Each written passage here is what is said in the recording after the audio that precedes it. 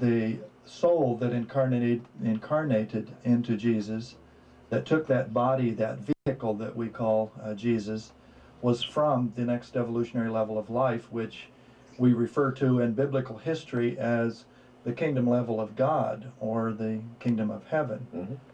And the kingdom of heaven is where our Creator resides. So let me see, that's perfectly clear to me. It's not terribly sophisticated at all. But if I follow you, and if you're saying that you are souls which have incarnated in your bodies, just as the soul of Jesus did in his, then are you saying that you are in fact from the same place from which that soul came? Yes. Okay. How do you know that?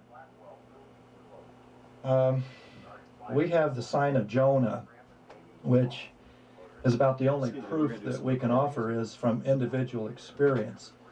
And there's nothing that we can show anyone, and there's no proof that we offer other than the sign of Jonah, and that Jonah was the only one who experienced being in the belly of a whale, and he could go out and he could tell people that he had this experience, but yet how was he to prove, since there wasn't any witnesses? And I have to share with you, if I could, David, a fascinating experience I had on January 9th of 1990, or 1980 rather, in which I had a dream. And the dream included astonishing truths, but when I woke up, I was going to write it down. I wanted to write down everything that I had learned in that dream, because I was astonished at what I'd been shown. And as I reached for the pen and the pad of paper at my bedstand beside my bed, a wonderful voice spoke to me and said, "Truth can neither be proven, nor need it be. It simply is." And so I, in that moment, learned a great deal about truth. I never asked people to try to prove their truth. I haven't yet. I know.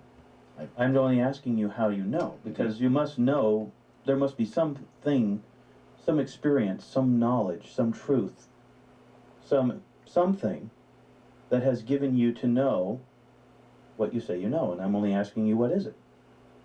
What if, let's say for example, I wanted to go your way. Why would I go your way? What is it that you have that nobody else has?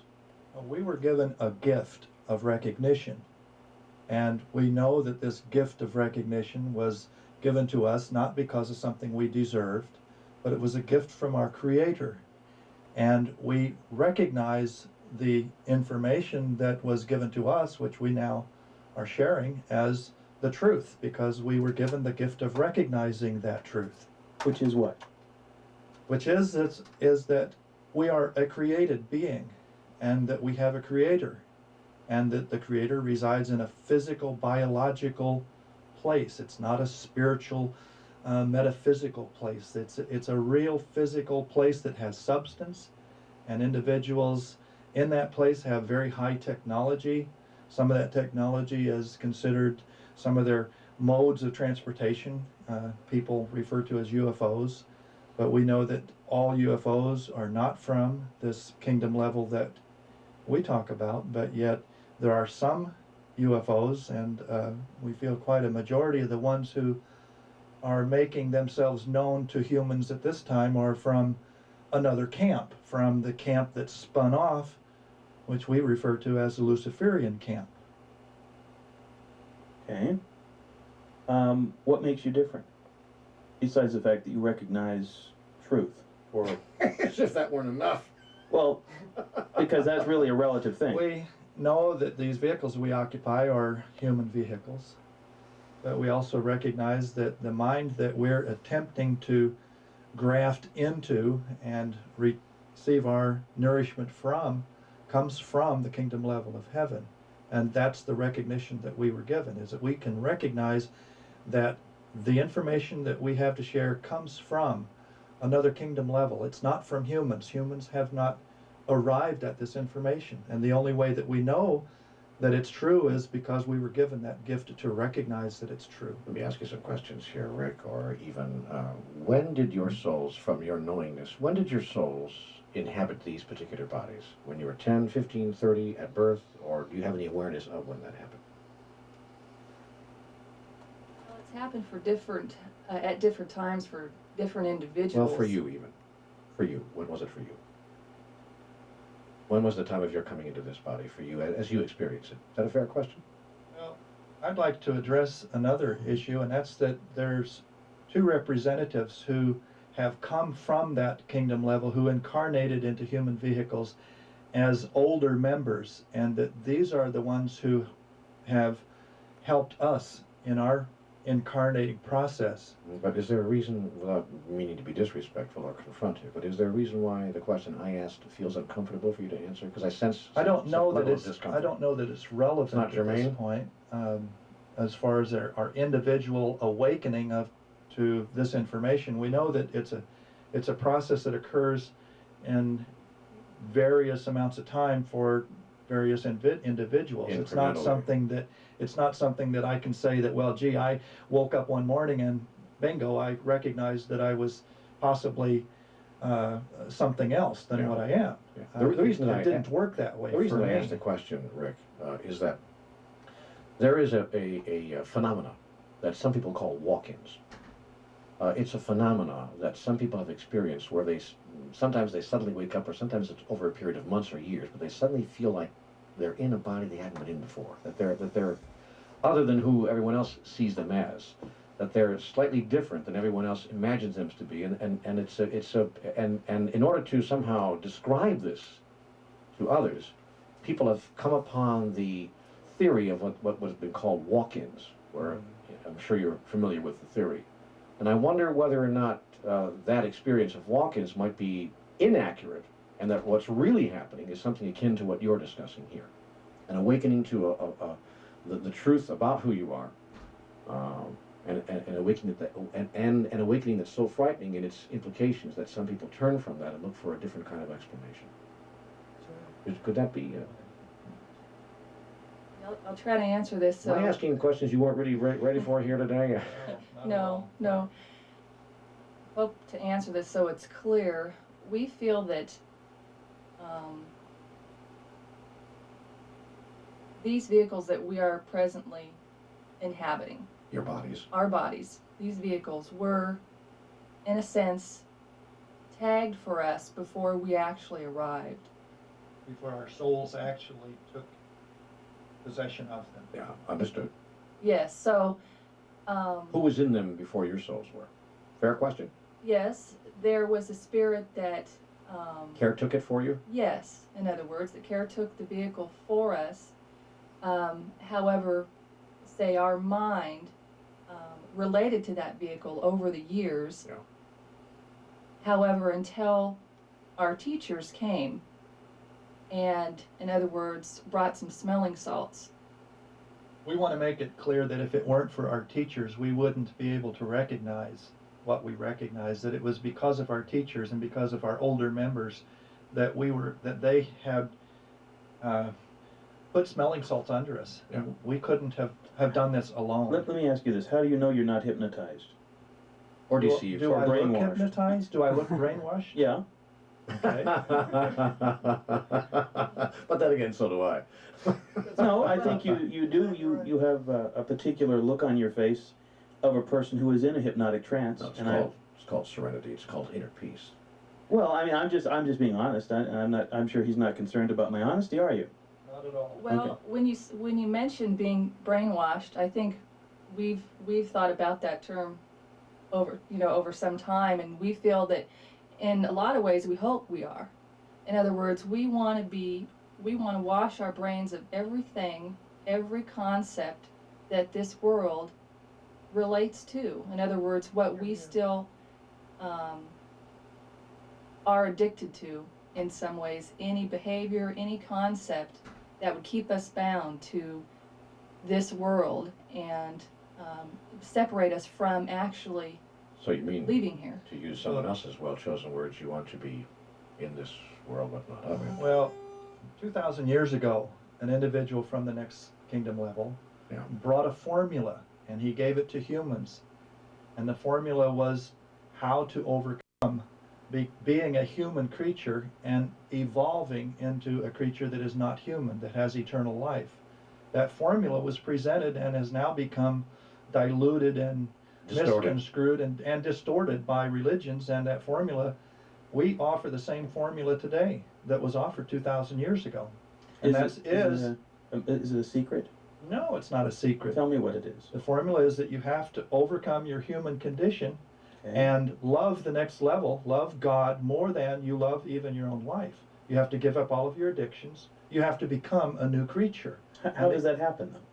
What's the mechanism? Well, it's a nuts and bolts mechanism. It's a lot of hard work. It's literally. Where do well, you begin? You begin by linking up to an older member, one who's in the position of knowing how to go about overcoming your humanness. He's already been through this process. He's done this before. So he knows the formula, and he knows how we can apply that formula. And how do you make that link up? How I mean, where do you find it? It isn't like you can't go down to the church on the corner and say, That's why Father we're here. Flanagan, you know. That's why we're here. That's why But we're supposing here. you had, forgive me, but supposing you hadn't come, or so it's taken you a long time to get around to this corner of the world, supposing someone wanted to do it last week before you got here, are you guys, again, with no disrespect intended, are you guys the only vehicles or conduits through which such contact with the older members can be made? And if you had come here only 2 weeks ago, somebody who died last week might have been able to make the connection, but you guys, missed your bus or whatever. I mean, I'm just trying to get to, and when you leave after your time here, then again, has the chance to make the connection gone forever and ever and ever, and it's now or never time, and nobody else in your wake. I mean, I'll stay. I'll continue the work after you're gone if you want. There should be a resident person. I mean, I think that's a thing everywhere. A lot of questions there, but I guess what I'm trying to get at is, are you guys the only ones, and how does Why all are that you work? special? Yeah. Well, not why are you special. I know why you're special. Why are you different? What Well, happens when you're gone? We feel that we have a relationship with the individual that literally came from that kingdom level. And we have been given the task to hold meetings and to share this information and to seek out the individuals who are looking for it, who, in other words, have been given a gift of recognition, who may have started their overcoming process at another time and have been sent back here to connect with us if they choose to potentially start their own overcoming and enter that kingdom. Well, you use the word incarnated. You say 2,000 years ago, an older member in the real kingdom left behind his next level, non-mammalian body, and incarnated into a picked and prepped human body at approximately 29 years of age. What does it mean, incarnated? Does it mean reincarnated? No. Well, it simply means that his soul, this individual, had already attained a membership in the kingdom of heaven. He was a viable, he had already overcome being a human creature a long time ago and had already developed enough strength to where he was a viable mind in the next kingdom level.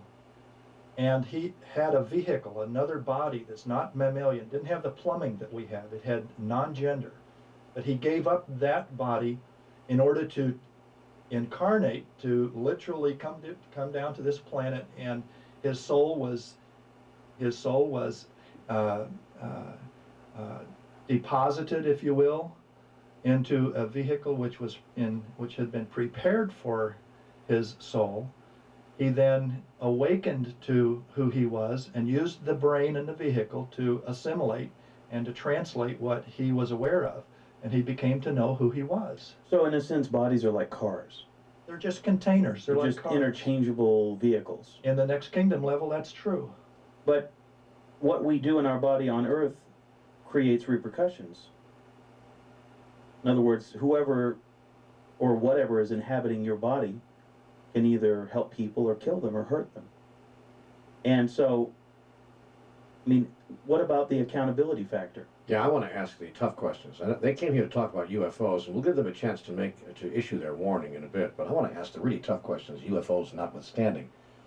These are the real questions I want to ask, and the two of them are: one relates to exactly your inquiry, so I'll piggyback on yours if I may. Is there a hell? If we don't all behave, do we all go to everlasting damnation? We're in it. Yeah, these are the real questions that people care about. We don't care about flying saucers. Well, we want to know what happens after we die. We know that this is that this planet was designed as an intermediary step. It was never designed to work as a heaven on earth. It was designed as a school, and for a human mind who is and I'm not sure if you have some comment on that, but the fact that we don't know about an interpretation of hell.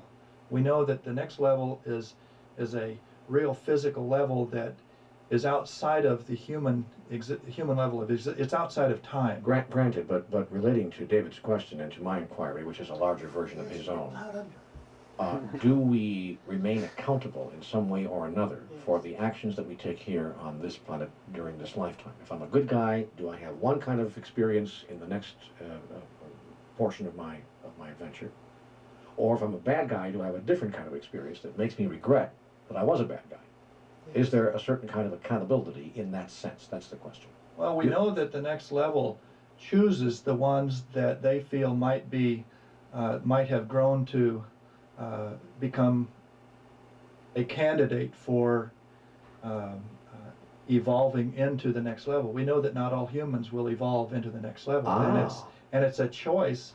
We have free will to determine how we behave. So now we get to... And we know that our conduct is it has a lot of bearing on how the next level relates to the human spirit, and choosing ones where they are willing to then say, here's a group of humans that look like they might be good candidates for a deposit. I see a contradiction though, hold on. You say that on one hand, certain bodies are prepared. That connotes predestiny. But then you say that we have free will. Now, which is it? Well, in a sense, we believe it's both. How can it be both? You can't have duality like that. Well, if you're given a gift of recognition and you recognize this information, you still at that point have free will to act upon it. And but what if you don't? Isn't that also predestiny? Well, it's not predestined. There's nothing predestined. Even throughout eternity, Let me ask you, those individuals who attain membership in the kingdom of God still have free will. They can choose to drop back and separate from God or separate from their Creator at any time. They're not robots. They haven't been hypnotized to say you now lose your option. Option is one thing that we carry with us for eternity. Well, but the construction that you evoke suggests that some bodies have not been tagged, and therefore those bodies are, and the people who inhabit them, the souls who inhabit them, are by predestination alone lost forever, since they have not been predestined to move on. Did I misunderstand something? We know that nothing that has any goodness in it is lost, and we don't understand the mechanism by which our Creator has designed his plan. But what we do know is that there is a time that exists right now for those individuals who can recognize, who do have the deposit, to make an evolutionary jump and be a participant in a kingdom level that is way beyond the human level. We'll be talking with Rick and Evan about UFOs as well, and whatever your questions might be on this fascinating excursion into the nature of ultimate reality as we continue on Radioactive Talk, coast to coast on the Talk Radio Network. I'm Bob White. I'm David Masters. Our number is 1-800-449-TALK, or if you're calling on the local line, you may call us at 664-8255, and we will return.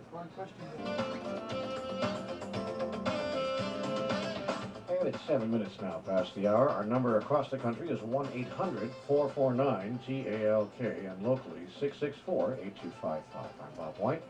I'm David Masters. And this is Radioactive Talk on the Talk Radio Network.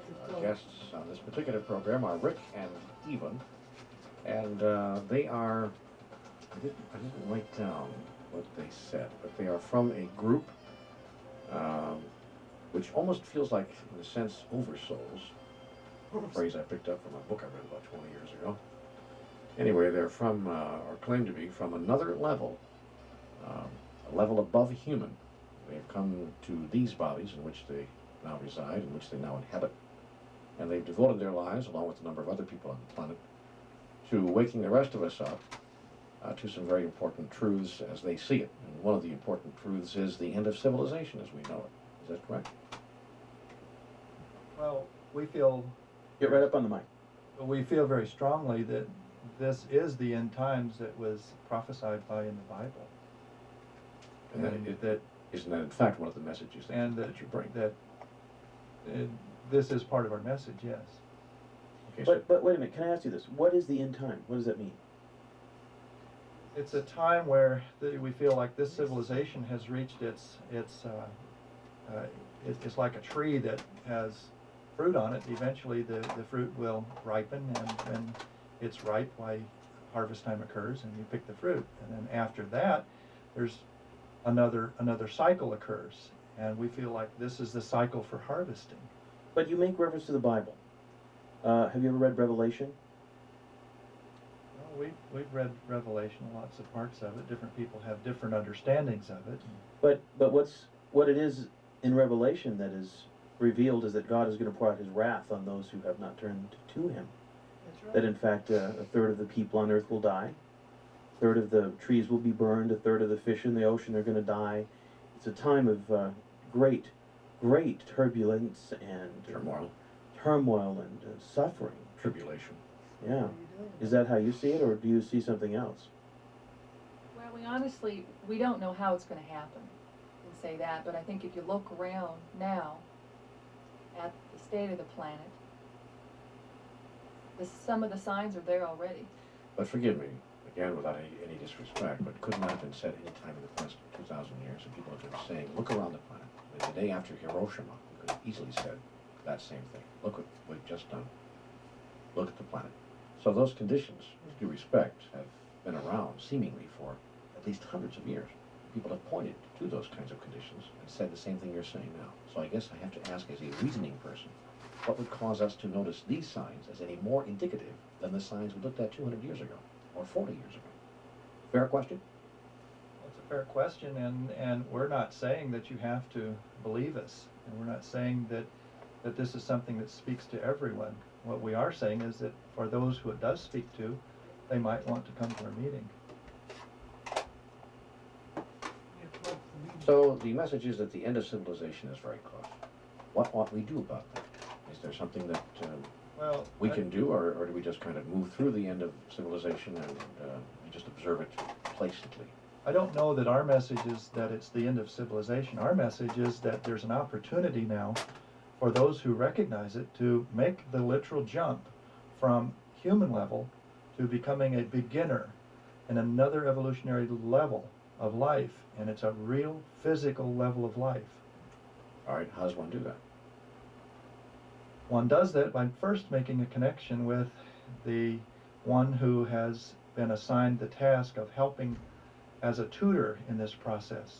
Okay, so supposing people made that connection by coming to your meeting, those people who live in the local area here, of course we're talking across the country, but for those of you who do not live in this area, too bad for you, but those of you who live in the local area will have a chance, because these folks are going to have a meeting here at the courthouse at 7 o'clock on Monday night. But after the meeting, I mean, are you staying around for a couple of years, or do you leave in a couple of days, and then what? Then what happens after having made the connection? Is there some trail left behind, some process, some follow-up, some ability? You guys just leave, and then everyone who is touched by you, there may be 30 people there, 50, 100, or 10, whoever that is, they get to do something or experience something, or I mean, what is it fair to ask? What happens in the aftermath of their